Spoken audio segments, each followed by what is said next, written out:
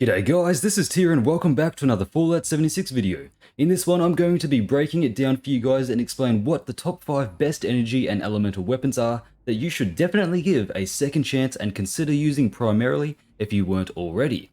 Because as we all know by now, the damage calculation for energy, fire, cryo, poison and radiation damage has been fixed after 3 long years of it being bugged. If you want a breakdown of that, I'll link my video.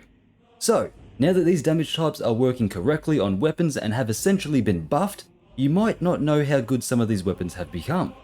And I'm not going to be talking about the staples, alright? Everyone already knows that things like Legacy Beam Splitter Gatling Plasmas, Legacy Beam Splitter Laser Rifles, and the Enclave Plasma Flamers are overpowered right now. And they also benefit from this buff too, don't get me wrong, but for obvious reasons, those will not be on my list.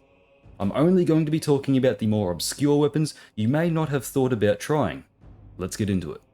Alright, so starting us off nice and strong at number 5, we have the Tesla Rifle. Now this used to be the go-to weapon for PvP players back in the day, and then it was passed around among a few communities as the go-to weapon everyone recommended to guarantee you would get all tags and get a hit on enemies to get XP and loot while doing group events.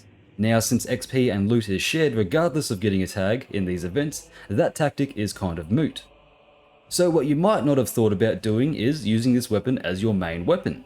The Tesla Rifle can now seriously pack a punch and can disintegrate multiple foes at the same time in the same area. It's really a fantastic room clearer for low to mid-level enemies. Using the automatic version is definitely ideal and is what I recommend. Now, to get the best results from your Tesla, you should equip the Grenadier perk to make the electricity bolts arc at longer distances. From there, seek out either a quad, bloodied or anti-armor variant for the first star effect. From there, try to pair that with a faster fire rate, second star legendary effect, and just watch your enemies ash pile around you as you maniacally laugh and rejoice about forming the first galactic empire. You know, because Palpatine, electricity, Basically, this weapon just sets the game to easy mode. You can switch your brain off and just shoot in the general vicinity of enemies and let the chained electricity bolts do all the work. Since the energy weapon buff, the Tesla's performance is at an all-time high and is definitely something I recommend using for clearing out trash mobs or just mid-level areas full of super mutants, ghouls, humans and robots. Get that up ya. Next up at number 4, we have the Assaultron Head. Now I know what you're probably thinking. Yes, it's hard to use. Yes, its reload procedure and animation is a pain in the ass, and clunky. Yes, it's hard to aim, both inside and outside of VATS. And yes, it's just a goofy weapon in general, with no modding options. So why am I recommending this to you guys? Well, simply for the fact that it has the capacity to deal an absurd amount of damage after the energy weapon buff. As you've no doubt noticed in the video you're watching, my pistol build is able to just delete super mutants and scorched and other mid-level enemies like they are nothing, even though I am only using a single charge each shot. But charging this weapon fully up to 5 shots will allow you to deal upwards of 1000 damage a hit. And then this can all be exacerbated tenfold if you are utilizing a VATS critical pistol build for this weapon. On a full charged critical shot, you can pretty much one-shot any regular enemy in the game and deal at least 4000 damage on harder enemies like Scorch Beasts and Behemoths. So if you can get past the clunkiness of this weapon and actually hit your targets and see it for its damage potential, then you will be laughing and loving this weapon.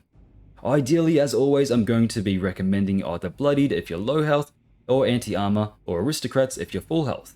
But overall, regardless of your health stature, you could just use the quad effect and put up to 20 reload charges in the weapon for a devastating 5 to 10,000 damage hit. It's absolutely ridiculous. But then for the second star, ideally you will want the 50% extra VATS critical damage effect to really get the most out of your shots for those big, heavy hitting crits. Especially if you do decide to go with the quad. Trust me, you're going to be deleting everything. Up next in our third position, we have the Ultracite Gatling Laser. Yes, this bad boy absolutely received a huge benefit from the energy weapon buff and is now a go-to weapon for my heavy gunner. And just to make it clear, I am specifically talking about the Ultracite Gatling Laser, not the regular one. While that also did receive a good buff, it's not as good as the Ultracite one. The Ultracite version fires green lasers, so it's easy to differentiate the two.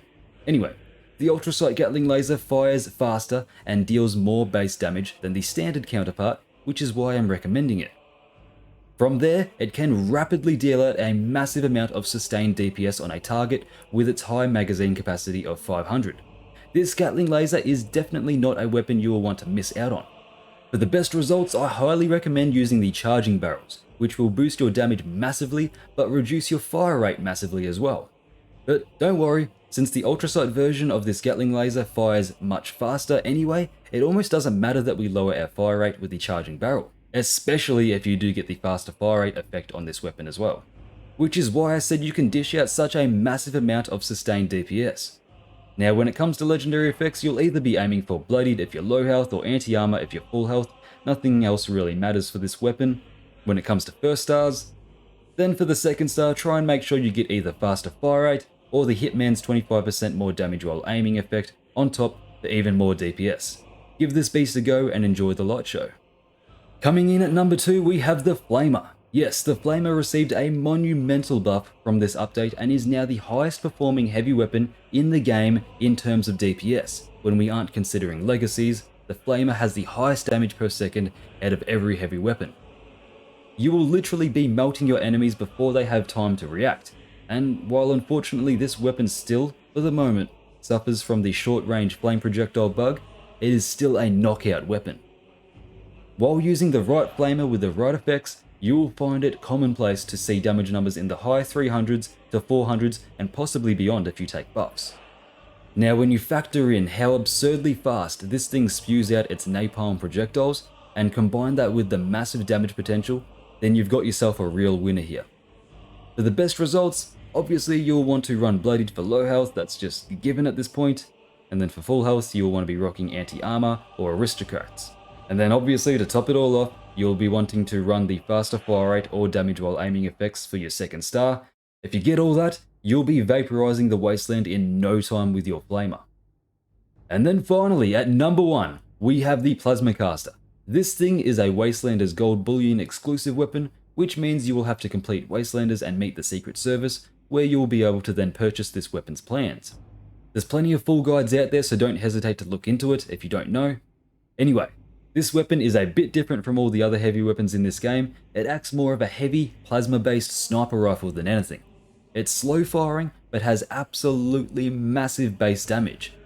And like most plasma weapons in this game, that base damage is split evenly between physical and energy damage. And while the physical damage portion of this weapon has always worked properly, now we can finally see this thing at its fullest potential since the energy damage correction / buff, whatever you want to call it. With this weapon, you'll want to be aiming for the heads at all times, and as unnatural as it may seem for a power armor build, you'll want to try and utilize VATS to accomplish that with this weapon. Ideally, you'll even want to chuck on a few VATS critical centric perks to get the most out of this weapon, as it has the ability to one-shot most enemies in the game with the right build and setup, especially if you get those VATS criticals. Ideally, you'll want to prime it, and then you'll get the aligned sniper barrel and aim for the bloodied or anti-armor first star prefixes, and then for the second star, try and aim for the 50% more critical damage to really hone in on this weapon's strengths, which is, as I've mentioned, VATS and VATS criticals. If you get your setup right and you get the right weapon with the right legendary effects, your Plasma Caster will be gulifying everything you come across, no doubt about it. Well, that's it, ladies and gentlemen. These are my top 5 energy weapon recommendations for you all to try out here after the energy weapon buff. Obviously, as I've mentioned at the start of the video, legacies are not being counted or considered in this list. Obviously, if it were, then a beam-splitted Gatling plasma and laser rifle would decimate the competition and nothing else would even have a chance. That's going to do it for me. A massive shout out to all my current Patreons and channel members. You're all legends and thank you for your support. If you'd like to support me further, then consider becoming a Patreon or channel member or checking out my merch store. We've got a lot of great designs and benefits, so be sure to check that out in the description, along with my other social medias like Discord and Twitter. Subscribe if you're new, and like the video if you enjoyed. I've been Tia, and I'll catch you in the next one. Welcome to Valhalla.